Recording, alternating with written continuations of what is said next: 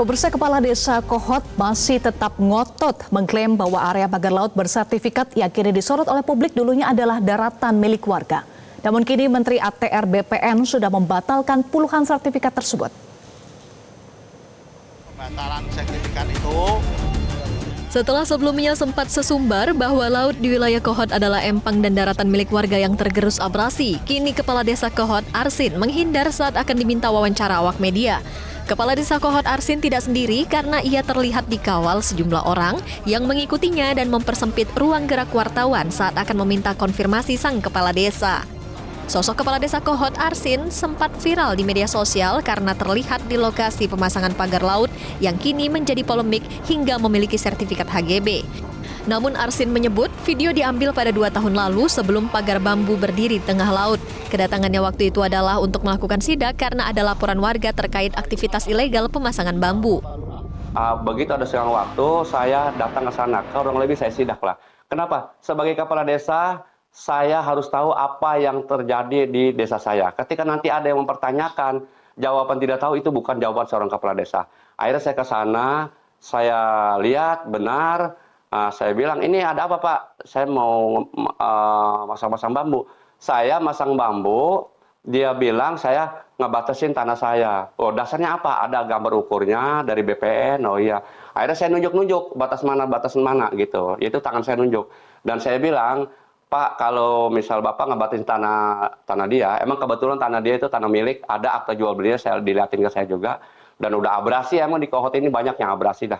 Ada yang abrasi, termasuk orang tua saya juga abrasi. Dan abrasi ini udah lama ya.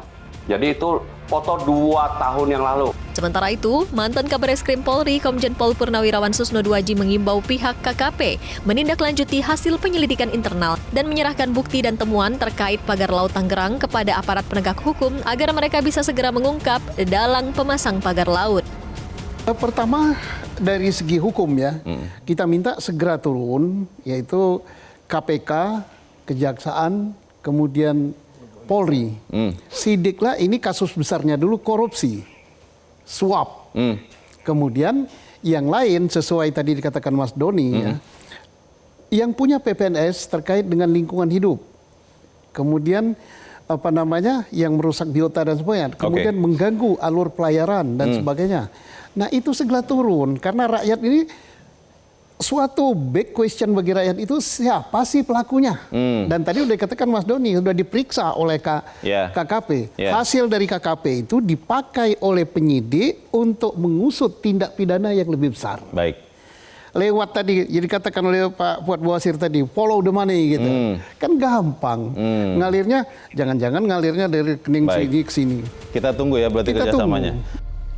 Sebelumnya pada Jumat siang 24 Januari 2025, Menteri ATR dan Kepala BPN Nusron Wahid mengunjungi lokasi pagar laut di Desa Kohot. Kunjungan bertujuan memeriksa langsung lahan yang miliki sertifikat hak guna bangunan dan sertifikat hak milik. Nusron sempat terlibat perdebatan dengan Kepala Desa Kohot Arsin yang masih ngotot soal pagar laut Tangerang dulunya adalah empang. Namun saat ini 50 sertifikat hak guna bangunan di area pagar laut Tangerang, Banten dicabut Kementerian ATR BPN. Tim Liputan, Metro TV. Jelajahi cara baru mendapatkan informasi. Download Metro TV Extend sekarang.